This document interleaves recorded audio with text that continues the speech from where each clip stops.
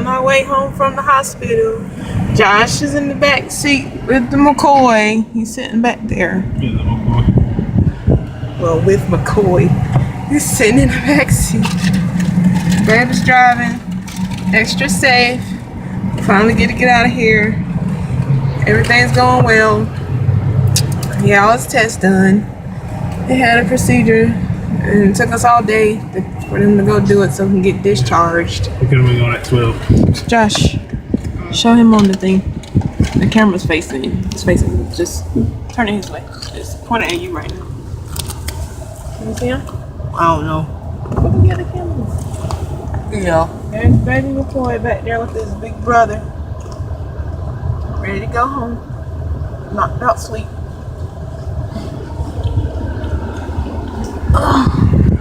And we learned today that car seats expire.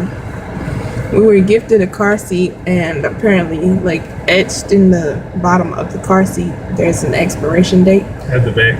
Yeah, in the back, in the very bottom, in fine print, blended in with the rest of the seat, camouflaged. So we got to get a new car seat, and so we can make sure baby is safe. But as far as health-wise, everything is good.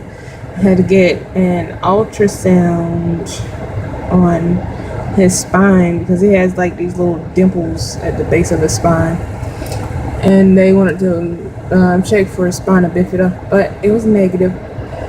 No spine issues at all.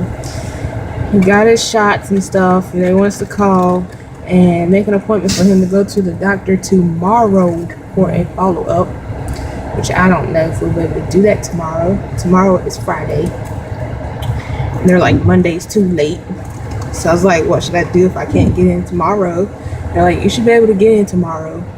Just tell him it's a newborn. So that's what I'm gonna do. And hopefully it won't be but early in the morning, and we can take our time trying to get out in the morning. And Joshua says McCoy is about to cry. Hopefully he won't, because his pacifier is probably in the trunk. Yeah. But we are heading home now, where people are waiting for us.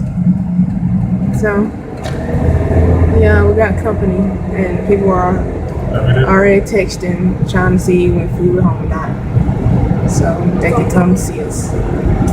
Daphne's supposed to be there. We're supposed to text her and tell her when we get there. She said she just wants to stop in, and then they're gonna leave because they gotta go all the way back to Beaufort. Muffy was texting, asking if we were home yet. Kendra already left. I don't blame her. She had to go to the doctor. But anyways, yeah, we're on our way home from the hospital. Just left. Now we're in the car driving on the street. Oh, and the hospital was like really nice. I don't mean like, you know, the setup of it or anything. I mean like the actual people were really, really nice. The majority of the nurses and the staff was like really helpful.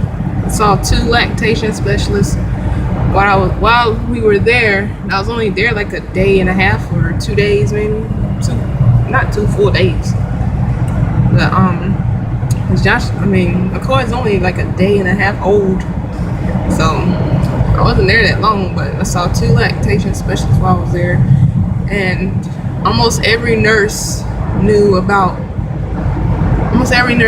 breastfeeding, so that was a plus. I had a lot of help there because McCoy is having a hard time with it, so that means I'm having a hard time, and we're both struggling trying to do it together. But we got a lot of practice in, so I'm gonna keep doing that and keep you updated on that stuff. But as far as labor and stuff, I mean, it was long and hard, but it went really well. Lasted, I don't know, about 18 hours from the time that they started the induction. I had already been in early labor or whatever for like a week or so, having contractions and stuff like that. But then they started giving me meds to, speed it up at like 9 o'clock. And after that, I got my epidural finally, like later in the evening time. And when McCoy came, he came with one push. That was it. His daddy almost missed it. He was taking Joshua right out in the hallway to the waiting room. By the time he turned around, McCoy was half born. It took like 30 seconds for him to be born. 30 seconds with one push, and everybody was yelling go, and so we went for it, and that was it. So he's healthy.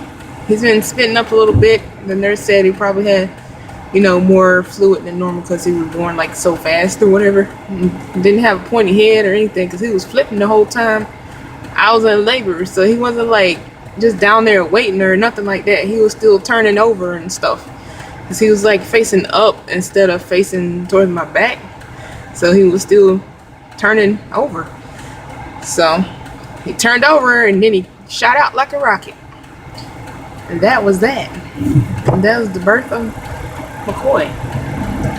But yeah, everything's going well. We're gonna see how the day goes after we get home.